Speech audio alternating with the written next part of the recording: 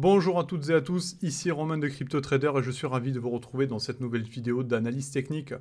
Nous allons passer en revue le Bitcoin, l'Ether et le dollar, de la vue mensuelle à la vue journalière, puisque le mois de septembre vient de se terminer, donc nous attaquons un nouveau mois d'octobre et surtout le dernier trimestre de l'année 2022, déjà. Je vous propose de passer en revue donc les changements qu'il y a eu la semaine dernière, et c'est tout de suite.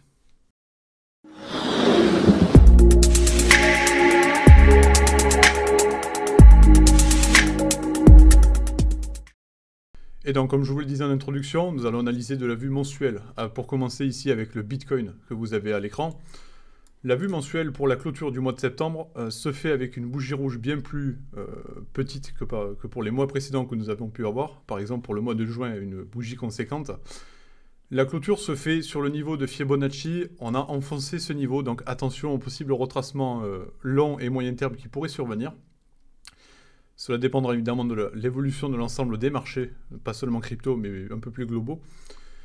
Toutefois, sur la vue long terme, on reste assez négatif, puisque sous la Kijun mensuelle, on cherche à enfoncer l'ancien plus haut de 2017, mais ce n'est toujours pas le cas. Il tient toujours bon, on va voir que sur le court terme, c'est toujours le cas.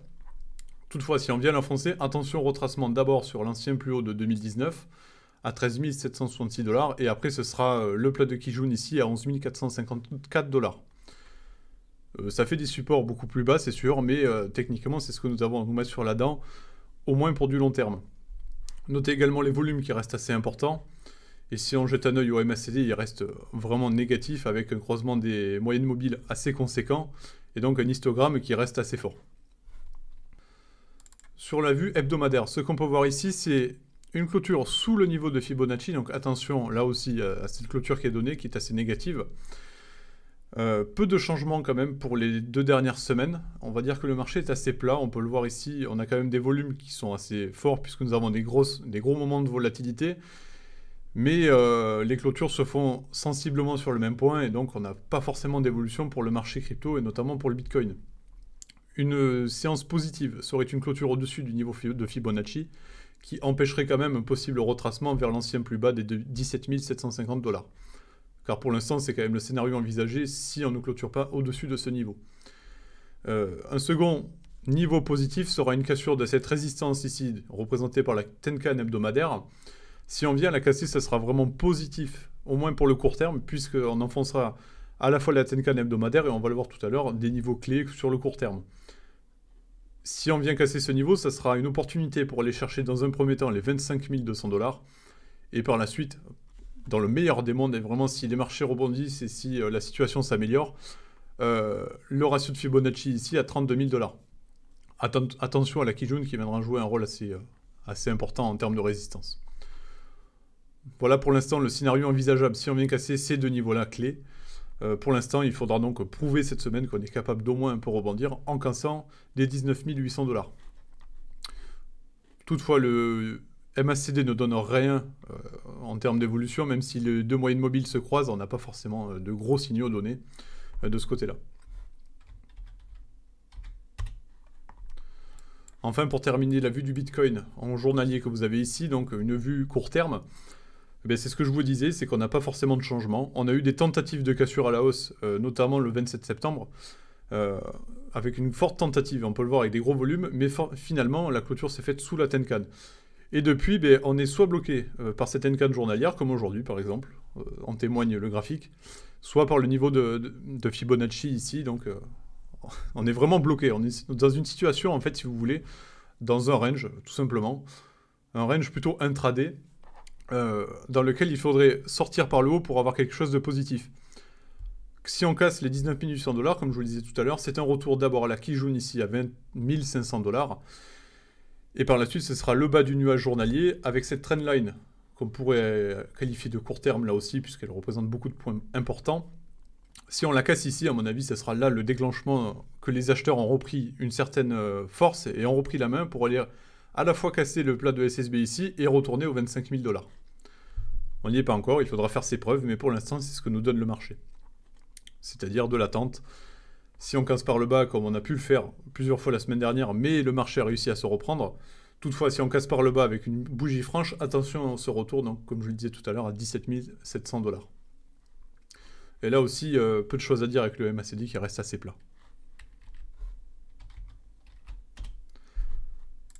Allez, la vue sur Ether maintenant. La vue long terme en mensuel. On peut dire aussi que le marché ne donne rien de spécifique pour le mois de septembre. Même si la bougie se fait sous l'ancien ATH de 2018. Le support de Fibonacci ici, donc le ratio à 1207 $, joue parfaitement son rôle. Il a joué son rôle de support, même long terme, donc pour l'instant ça reste très positif. Si on l'enfonce ce mois-ci, attention à un retracement beaucoup plus important vers un niveau par exemple donné par la Kijun mensuelle ici à 774 $. Accouplé au ratio de Fibonacci, ce sera un véritable support à surveiller. On n'y est pas encore, bien sûr, il faudra quand même enfoncer ce niveau-là et aller beaucoup plus bas, ça veut dire que le marché aura quand même beaucoup de négatifs, et on est en train de pricer des nouvelles qui n'étaient pas attendues. Pour l'instant, on n'y est pas encore, et donc l'Ether, sur le long terme, reste un peu plus positif que le Bitcoin. Là aussi, côté MACD, on reste quand même assez négatif. Avec la vue hebdomadaire, peu de changements aussi par rapport aux 2 dernières semaines. On est loin de la Tenkan hebdomadaire, donc un rebond technique permettrait d'aller chercher les 1620 $. Et également cette résistance moyen terme qui avait joué un rôle assez clé durant les dernières semaines. Pour l'instant, le ratio de Fibonacci là aussi reste un support à surveiller. Et par la suite, un peu plus court-termiste en termes de support, on aura les 994 $, l'ancien plus bas de cet été, ou du moins du printemps, jouera un rôle important si le marché retrace. Là aussi, on reste assez neutre, et je pense que la vue journalière que vous avez ici donnera un peu plus d'informations, un peu plus de signaux importants. Ça passera par exemple par une cassure de la Tenkan journalière, comme on a tenté la semaine dernière, mais qui n'a pas été fructueuse. Une cassure franche ici permettrait de retourner chercher ce plat de Kijun journalière à 1500 $. Et vraiment par la suite, ce sera la résistance que j'avais donnée tout à l'heure à 1600 $. On peut voir ici, les prix seront libres à la hausse avant de retrouver assez de turbulence avec ce plat de SSB ici et la résistance moyen terme qui sera dans la suite. La lagging span, elle reste libre, donc à la hausse. Ce serait vraiment parfait pour l'Ether d'aller casser cette Tenkan, ce qui donnerait un signal vraiment assez franc, assez sûr, pour aller chercher ce plat de SSB de Kijun. Les volumes, eux, restent un peu plus calmes, normal, c'était le week-end. Même si la semaine dernière, il y avait quand même de la volatilité avec tous les chiffres qui sont sortis. Allez, rapide tour sur le dollar, je vous propose. Avec la vue mensuelle ici, en mensuel, on a un mois de septembre qui est assez exceptionnel, qui confirme cette accélération haussière. Attention à un retracement. Pour l'instant, on n'a pas forcément d'indication, mais un fort retracement sur le long terme irait rechercher les 105 points. Un scénario envisagé, mais pour l'instant, la tendance reste forte.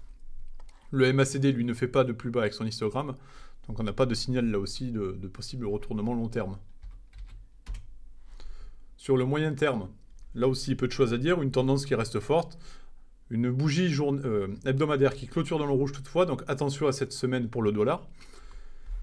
Je vous propose de zoomer directement sur la vue journalière pour donner le point de départ sur un retour de la Tenkan hebdomadaire, aux alentours des 109 points. Ça se fera par une cassure de cette Kijun journalière ici à 111 points. Une cassure par le bas, et c'est un retour d'abord à la trendline, et par la suite aussi à ce plat de SSB à 109,71 points. Ça sera, à mon avis, le signal de retournement, puisque cette trendline joue quand même un rôle assez important depuis le début de ce bull run pour le dollar. Attention à ce croisement qui est en cours des deux moyennes mobiles. Peut-être une semaine de retournement enfin pour les devises majeures face au dollar, ce qui permettrait là aussi de libérer le marché crypto de ce range dont ça commence à vraiment être long, je ne vous cache pas. On pourrait quand même parler de bull run pour Noël, bien sûr un bull run de fin d'année. Là, on n'y est pas encore, il faudra avoir des signaux comme je vous les ai présentés tout à l'heure pour confirmer cela. A noter que les marchés actions commencent à enclencher un rebond technique de court terme. Ils ont enfoncé des anciens supports qui étaient devenus résistance maintenant. Je pense que cette semaine va être techniquement importante pour les marchés actions et permettrait également de libérer les marchés crypto par la suite. À voir avec les marchés obligataires si ceux-ci décident enfin là aussi de rebondir, puisque ceux-ci sont vraiment sous pression avec des nouvelles assez mauvaises qui tombent, notamment la Banque Suisse, Crédit Suisse, qui aurait des problèmes de liquidité en ce moment, et dont les investisseurs commencent à s'inquiéter. Donc à voir comment on va évoluer cette semaine, et en tout cas moi je vous dis à la semaine prochaine pour refaire le point. N'hésitez pas à me dire dans les commentaires ce que vous pensez du marché. Et quant à moi, je vous souhaite une très bonne semaine.